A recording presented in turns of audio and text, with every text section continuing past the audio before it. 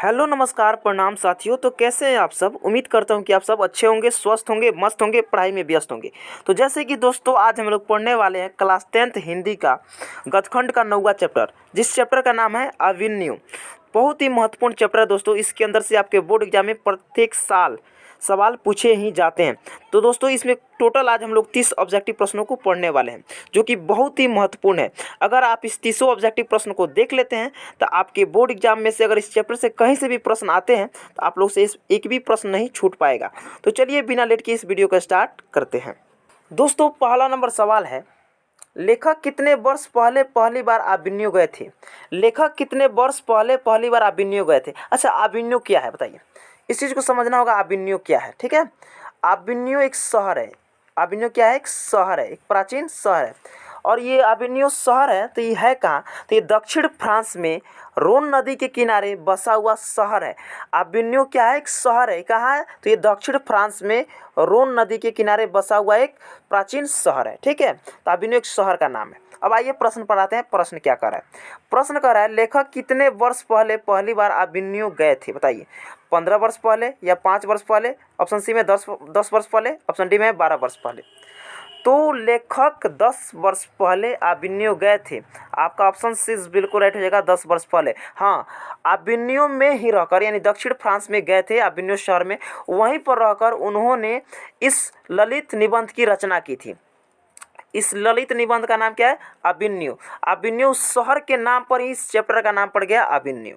ठीक है, इसके लेखक हैं अशोक वाजपेयी जी। अशोक वाजपेयी जी। चलिए आगे बढ़ते हैं। दोस्तों दूसरा नंबर प्रश्न है, अभिन्यु कहाँ स्थित है बताइए। तो अभिन्यु कहाँ स्थित है? फ्रांस में, रूस में, भारत में या मिस्र में? तो दोस्तों हमने बताया ना, अभिन्यु दक्षिण फ्रांस में स्थित है। अभिन्यु क्या है? एक शहर है जो कि रोन नदी के किनारे बसा हुआ है। और ये कहाँ पे है? दक्षिण फ्रांस में। तो आपका ऑप्शन ए बिल्कुल राइट हो जाएगा, फ्रांस। ठीक है, चलिए आगे बढ़ते हैं। दोस्तों तीसरा नंबर प्रश्न है, कविता नहीं है बताइए। अभिन्यु की स्वदेशी, हमारी नींद की भारत माता। तो स्वदेशी जो है कविता है। ठीक है, हमारी नींद भी क्या है? कविता। तो ये नहीं होगा। ऑप्शन डी भारत माता भी क्या है? कविता।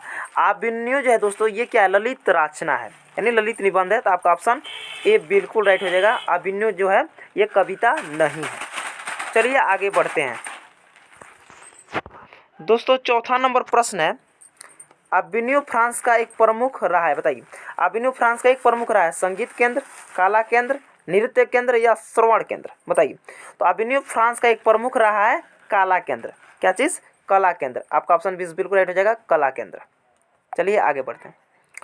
दोस्तों पांचवा नंबर प्रश्न है, आंद्रे ब्रेता, रेने शॉ और पाल एलुआर ने अभिन्यु में रहकर संयुक्त रूप से लगभग कितनी कविताओं की रचना की बताइए। 20 कविताओं की, 25 कविताओं की, 30 कविताओं की या 35 कविताओं की? तो 30 कविताओं की रचना की। अभिन्यु में रहकर उन्होंने 30 कविताओं की रचना की। तो आपका ऑप्शन सी बिल्कुल राइट हो जाएगा, 30। चलिए आगे बढ़ते हैं। दोस्तों छठा नंबर प्रश्न है, अभिन्यु में 19 दिनों के प्रवास के दौरान लेखक ने कितने गद्य की रचना की। अभिन्यु में 19 दिनों के प्रवास के दौरान लेखक ने कितने गद्य की रचना की? 27 या 28, 29 या 30 बताइए। तो 27 गद्य की रचना की। 19 दिनों में उन्होंने 27 गद्य की रचना की। आपका ऑप्शन ए बिल्कुल राइट हो जाएगा, 27 गद्य। ठीक है, चलिए आगे बढ़ते हैं। दोस्तों 7वां नंबर प्रश्न है, ल मादामोजेल द अभिन्यु किसकी कृति है बताइए। ल मादामोजेल द अभिन्यु किसकी कृति है? लियोनार्डो द विंची या पिकासो, रविंद्रनाथ टैगोर या विंसेंट वैन गो बताइए कि किनका है।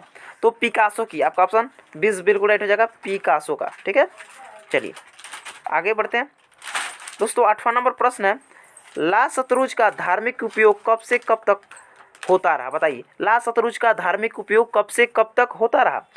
आपके पास 4 ऑप्शन बताइए। ऑप्शन ए में दिया गया 11वीं सदी से फ्रेंच क्रांति तक, ऑप्शन बी है 12वीं सदी से फ्रेंच क्रांति तक, ऑप्शन सी में 13वीं सदी से फ्रेंच क्रांति तक, ऑप्शन डी में 14वीं सदी से फ्रेंच क्रांति तक।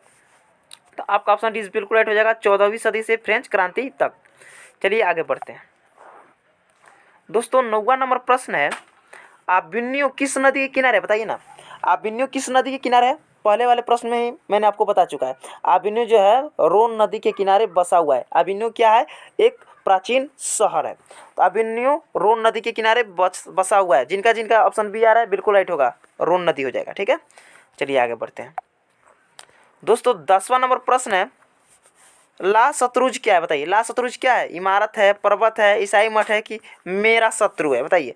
तो ला शत्रुज जो है ईसाई मठ है। आपका ऑप्शन सी करेक्ट हो जाएगा, ईसाई मठ।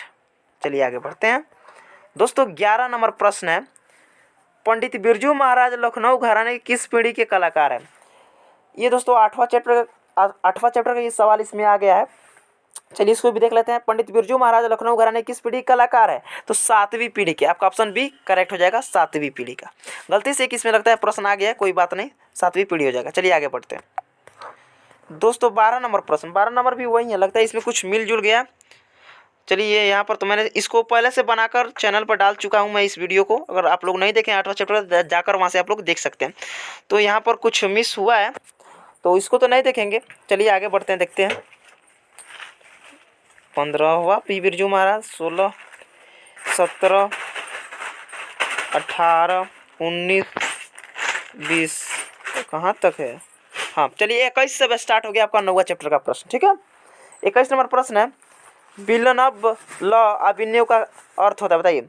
विलनब ल अभिनव का अर्थ होता है क्या, बताइए। अभिनव का नया आदमी, या अभिनव का नया गांव, या अभिनव की नदी, या अभिनव की पर्वत, बताइए। तो आपका ऑप्शन भी बिल्कुल राइट हो जाएगा, अभिनव का नया गांव। आपका ऑप्शन भी करेक्ट हो जाएगा। चलिए 22 नंबर प्रश्न को देखते हैं। 22 नंबर प्रश्न है, एक पतंग अनंत में किन की रचना है, बताइए। एक पतंग अनंत में किन की रचना है? गुणाकर मूल्य की, यतीन्द्र मिश्र की, हजारी प्रसाद द्विवेदी की, या अशोक वाजपेयी की। तो एक पतंग अनंत में जो रचना है अशोक वाजपेयी जी की है। तो आपका ऑप्शन डी बिल्कुल राइट हो जाएगा, अशोक वाजपेयी जी का। चलिए आगे बढ़ते हैं दोस्तों। 23 नंबर प्रश्न है, अशोक वाजपेयी ने किस पत्रिका का संपादन किया, बताइए। समवेत, यंग इंडिया, पंचजन्य, या नटरंग। तो अशोक वाजपेयी जी ने जिस पत्रिका का संपादन किया उसका नाम है समवेत। आपका ऑप्शन है बिल्कुल राइट हो जाएगा, समवेत। चलिए आगे बढ़ते हैं। 24 नंबर प्रश्न है, अविन्यो दक्षिण फ्रांस का एक पुराना, बताइए। अविन्यो दक्षिण फ्रांस का एक पुराना क्या है? शहर है। क्या है? शहर। अगर आप लोग शुरू से इस वीडियो को देख रहे होंगे लोग, तो मैंने शुरू में ही बताया था अविन्यो जो है एक प्राचीन शहर है और ये कहाँ है? दक्षिण फ्रांस में रोन नदी के किनारे बसा हुआ है। अविन्यो क्या एक शहर है। तो अविन्यो दक्षिण फ्रांस का एक पुराना क्या है? शहर है। तो आप ऑप्शन बी करेक्ट हो जाएगा, शहर। चलिए आगे बढ़ते हैं दोस्तों। 25 नंबर प्रश्न है, अशोक वाजपेयी का जन्म कहाँ हुआ, बताइए। अशोक वाजपेयी का जन्म कहाँ हुआ? दुर्ग छत्तीसगढ़, या करमलीचक बिहार, इलाहाबाद उत्तर प्रदेश, या इनमें से कोई नहीं। तो अशोक वाजपेयी जी का जन्म दुर्ग छत्तीसगढ़ में हुआ था। तो आपका ऑप्शन है बिल्कुल राइट हो जाएगा, दुर्ग छत्तीसगढ़। चलिए आगे बढ़ते हैं। 26 नंबर प्रश्न है, प्यारे साथियों, पिकासो की प्रसिद्ध रचना का शीर्षक है, बताइए। पिकासो की प्रसिद्ध रचना का शीर्षक है, बताइए। ऑप्शन है ए में है विलनब ल अभिन्यो, ऑप्शन बी में ल मादामोजेल द अभिन्यो, ऑप्शन सी में ला शत्रुज, ऑप्शन डी में नदी के किनारे भी नदी है, बताइए। तो ल मादामोजेल द अभिन्यो इनकी क्या है? शीर्षक की प्रसिद्ध रचना है। तो आपका ऑप्शन बी करेक्ट हो जाएगा, ल मादामोजेल द अभिन्यो। चलिए आगे बढ़ते हैं दोस्तों। 27 नंबर प्रश्न है, अभिन्यो किस देश में, बताइए ना। अभिन्यो किस देश में है? तो दक्षिण फ्रांस में है। अभिन्यो क्या है? एक प्राचीन शहर है और ये प्राचीन जो शहर है किसके किनारे है? तो रोन नदी के किनारे बसा हुआ है। तो अभिन्यो किस देश में है? तो दक्षिण फ्रांस में है। आपका ऑप्शन सी करेक्ट हो जाएगा, दक्षिण फ्रांस में। इसलिए कहा जाता है आप लोग इस वीडियो को, किसी भी अगर वीडियो को आप लोग देख रहे हैं तो बीच में से ना देखा करें, उस चीज़ को शुरू से लेकर देखें और शुरू से जब देखना शुरू किए हैं तो उस चीज़ को अंत तक जरूर देखें, ठीक है। तो दोस्तों चलिए अगले प्रश्न को देखते हैं दोस्तों। 28 नंबर प्रश्न है, इनमें किसका संपादन अशोक वाजपेयी ने किया, बताइए। इनमें किसका संपादन अशोक वाजपेयी ने किया? ऑप्शन ए में थोड़ी सी जगह, ऑप्शन बी में कविता का गल्प, ऑप्शन सी में बहुरी अकेला, ऑप्शन डी में पहचान। तो आपका ऑप्शन डी करेक्ट हो जाएगा। हाँ, जिनका जिनका ऑप्शन डी आ रहा है उनका बिल्कुल राइट है, ऑप्शन डी हो जाएगा पहचान, ठीक है। चलिए आगे बढ़ते हैं दोस्तों। 29 नंबर प्रश्न है, रोन नदी कहाँ है, बताइए ना। रोन नदी कहाँ है? दक्षिण फ्रांस में। रोन नदी के किनारे कौन सा शहर बसा हुआ है? अभिन्यो। अभिन्यो क्या है? एक शहर है, एक दूसरे से जुड़ा हुआ है। अगर आप लोग एक बार इस चीज़ को समझ जाएंगे ना, कभी भी भूल नहीं पाएंगे। कोई ऐसा थोड़ा चीज़ है कि बहुत बड़ा चीज़ है ये आप लोग भूल जाएंगे, नहीं। तो 29 नंबर प्रश्न है, रोन नदी कहाँ है? तो ऑप्शन ए में दक्षिण फ्रांस में, ऑप्शन बी भारत में, ऑप्शन सी में जापान में, ऑप्शन डी अमेरिका में। बताइए ना। तो दक्षिण फ्रांस में रोन नदी, आपका ऑप्शन ए बिल्कुल राइट हो जाएगा, दक्षिण फ्रांस। चलिए आगे बढ़ते हैं दोस्तों, 30 नंबर प्रश्न को देख लेते हैं। दोस्तों 30 नंबर प्रश्न है, किसने पोप की गतिविधियों पर नज़र रखने के लिए किला बनवाया था? बताइए, किसने पोप की गतिविधियों पर नज़र रखने के लिए किला बनवाया था? ऑप्शन ए में डच के शासकों ने, ऑप्शन बी में फ्रेंच के शासकों ने, ऑप्शन सी में यूनानी शासकों ने, ऑप्शन डी में एथेंस शासकों ने। बताइए। तो आपका ऑप्शन 20 बिल्कुल राइट हो जाएगा, फ्रेंच शासकों ने, फ्रेंच शासकों ने। ठीक है दोस्तों, चलिए अगले प्रश्न की ओर चलते हैं। दोस्तों 31 नंबर प्रश्न है, काथुसियन संप्रदाय का ईसाई मठ था। बताइए, काथुसियन संप्रदाय का ईसाई मठ था शत्रुज लॉ, ला शत्रुज गृह, ला शत्रुज, लाल शत्रुला। बताइए। तो आपका ऑप्शन सी बिल्कुल राइट हो जाएगा, ला शत्रुज, ला शत्रुज। ठीक है, जिनका जिनका ऑप्शन सी है बिल्कुल राइट। चलिए आगे बढ़ते हैं दोस्तों, 32 नंबर सवाल है, नदी के किनारे भी नदी है, गद्य काव्य किसकी कृति है? नदी के किनारे भी नदी है, गद्य काव्य किसकी कृति है? ऑप्शन ए में अज्ञेय की, ऑप्शन बी में अशोक वाजपेयी की, ऑप्शन सी में शांति प्रिय द्विवेदी की, ऑप्शन डी में विद्यानिवास मिश्र की। बताइए। आपका ऑप्शन 20 बिल्कुल राइट हो जाएगा, जिनका जिनका भी ऑप्शन बी है बिल्कुल राइट होगा, अशोक वाजपेयी की। बहुत बढ़िया, आपका ऑप्शन बी करेक्ट हो जाएगा, अशोक वाजपेयी। चलिए अगले प्रश्न की ओर चलते हैं दोस्तों, 33 नंबर प्रश्न है, शहर अब भी संभावना है कृति किसकी रचना है? शहर अब भी संभावना है किसकी कृति है? बिमल मित्र की, उपेंद्र नाथ अस की, गिरधर गोपाल की, या ऑप्शन डी में अशोक वाजपेयी की। बहुत बढ़िया, ऑप्शन डी करेक्ट हो जाएगा, अशोक वाजपेयी की। इसमें से तो बच्चे समझ ही गए हैं कि जो लिखा गया है ये अशोक वाजपेयी के द्वारा लिखा गया, ये जो है गद्य है, काव्य है। ठीक है, तो बहुत बच्चे 20 को टिक अशोक वाजपेयी कर दे रहे हैं, सही हो जा रहा है। चलिए बहुत बढ़िया, चलिए अगले प्रश्न की ओर चलते हैं दोस्तों, 35 नंबर प्रश्न है, अशोक वाजपेयी का 24 अक्टूबर से 10 नवंबर 1994 तक कुल कितनी रचनाएं की? अशोक वाजपेयी ने 24 अक्टूबर से 10 नवंबर 1994 तक कुल कितनी रचनाएं की? तो देखिए, 35 कविता 27 गद्य, या 15 कविता 17 गद्य, या 25 कविता 27 गद्य, या 35 कविता 45 गद्य। बताइए।